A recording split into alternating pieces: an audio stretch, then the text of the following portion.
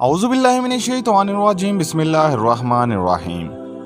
Wild stories کے معزز دوستوں، میں ہوں محمد شہباز۔ السلام علیکم۔ معزز ناظرین، آج کی ویڈیو میں آپ کے لیے بہت ہی دلچسپ اور تاریخی واقعہ لے کے آیا ہوں۔ یہ واقعہ اس وقت کا ہے جب نہ تو اس دنیا میں کوئی انسان موجود تھا، نہ کوئی چرند پرند اور نہ ہی کوئی جانور۔ ان چیزوں سے پہلے اللہ کی عبادت کے لیے بس فرشتے ہی موجود تھے اور عرش پر پانی تھا۔ پھر اللہ پاک نے انسانوں کی تخلیق کہاں سے اور کیسے کی، یعنی حضرت آدم علیہ السلام کو کیسے پیدا فرمایا۔ حضرت آدم علیہ السلام کے نہ ماں ہے نہ باپ، بلکہ اللہ تعالیٰ نے ان کو مٹی سے بنایا ہے۔ چنانچہ روایت ہے کہ جب خداوند قدوس نے آپ کو پیدا کرنے کا ارادہ فرمایا تو حضرت اسرائیل علیہ السلام کو حکم دیا کہ زمین سے ایک مٹھی مٹی لے کے آئیں۔ حکم خداوندی کے مطابق حضرت اسرائیل علیہ السلام نے آسمان سے اتر کر زمین سے ایک مٹھی مٹی اٹھائی تو پوری روئے زمین کی اوپری پرت چھلکے کی مانند اتر کر آپ کی مٹھی میں آ گئی، جس میں 60 رنگوں اور مختلف کیفیتوں والی مٹیاں تھیں، یعنی سفید و سیاہ اور سرخ و زرد وغیرہ رنگوں والی، اور نرم و سخت، شیریں و تلخ، نمکین اور پھیکی وغیرہ کیفیتوں والی مٹیاں شامل تھیں۔ پھر اس مٹی کو مختلف پانیوں سے گوندنے کا حکم دیا، چنانچہ ایک مدت کے بعد یہ چپکنے والی بن گئی۔ پھر ایک مدت تک یہ گوندھی گئی تو کیچڑ کی طرح بودار گارا بن گئی۔ پھر یہ خشک ہو کر کھنکھناتی اور بجتی ہوئی مٹی بن گئی۔ پھر اس مٹی سے حضرت آدم علیہ السلام کا پتلا بنا کر جنت کے دروازے پر رکھ دیا گیا، جس کو دیکھ دیکھ کر فرشتوں کی جماعت تعجب کرتی تھی، کیونکہ فرشتوں نے ایسی شکل و صورت کی کوئی مخلوق کبھی دیکھی ہی نہیں تھی۔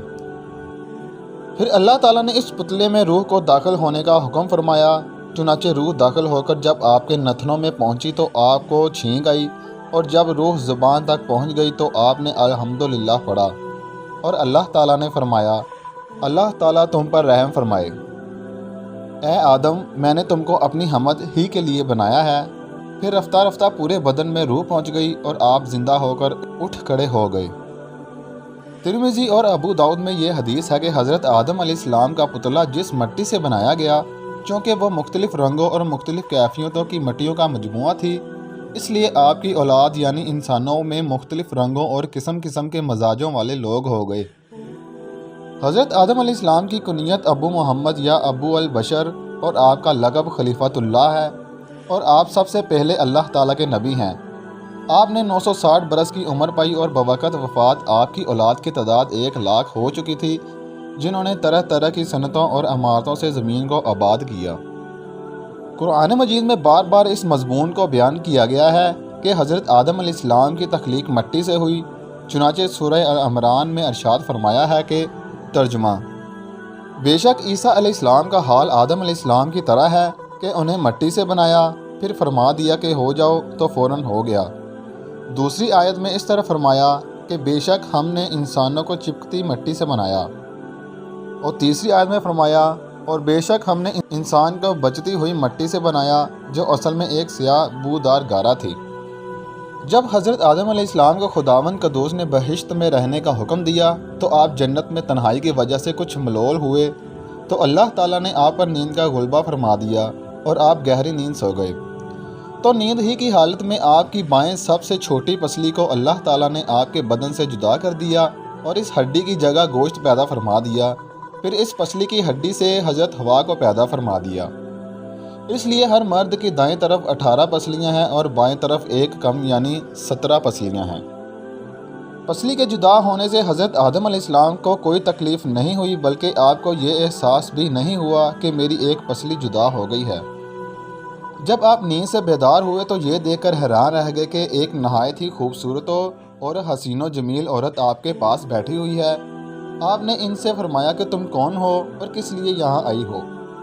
تو حضرت حوا نے جواب دیا کہ میں آپ کی بیوی ہوں اور اللہ تعالیٰ نے مجھے اس لیے پیدا فرمایا ہے تاکہ آپ کو مجھ سے انس اور سکون و قلب حاصل ہو، اور مجھے آپ سے انسیت اور تسکین ملے، اور ہم دونوں ایک دوسرے سے مل کر خوش رہیں اور پیار و محبت کے ساتھ زندگی بسر کریں اور خداوند قدوس کی نعمتوں کا شکریہ ادا کرتے رہیں۔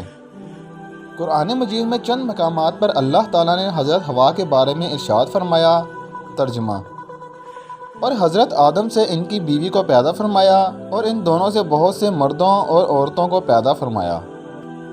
حضرت آدم و حوا علیہ السلام کے تخلیق کا واقعہ مضامین قرآن مجید کے ان عجائب میں سے ہے جن کے دامن میں بڑی بڑی عبرتوں اور نصیحتوں کے گوہر آبدار کے انبار پوشیدہ ہیں۔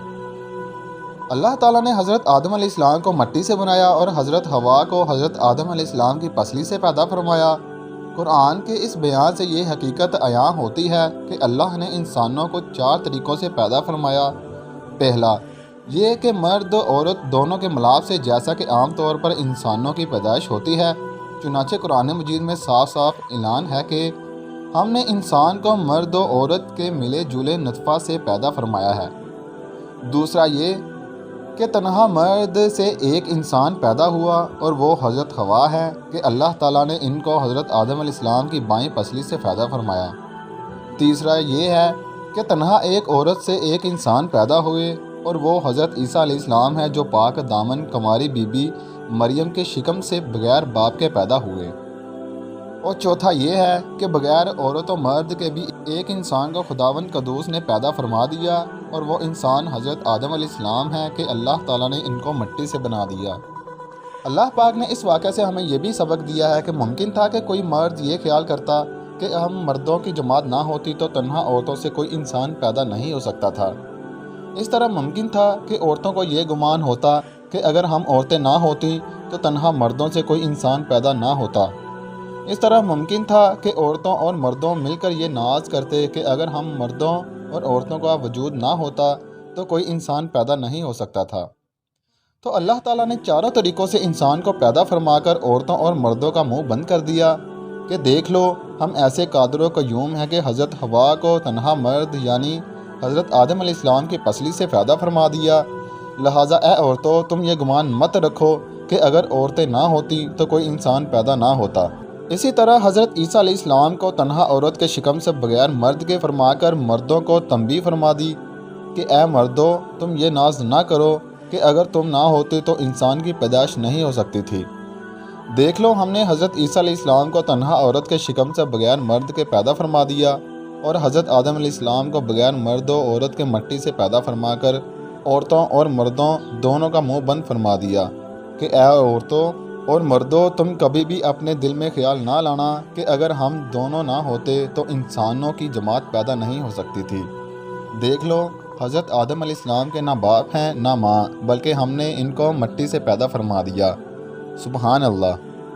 معزز ناظرین، یہ تھا آج کا دلچسپ واقعہ جس سے ہم نے آپ کو آگاہ کیا۔ امید ہے آپ کو پسند آیا ہوگا۔ ویڈیو پسند آئی ہے تو پلیز لائک کر دیں۔ چینل پہ پہلی بار آئے ہیں تو پلیز چینل کو سبسکرائب کر دیں تاکہ ایسی معلومات ہم آپ تک پہنچاتے رہیں۔ ملتے ہیں اگلی ویڈیو میں، تب تک کے لیے اپنا خاص خیال رکھیے گا۔ اللہ حافظ۔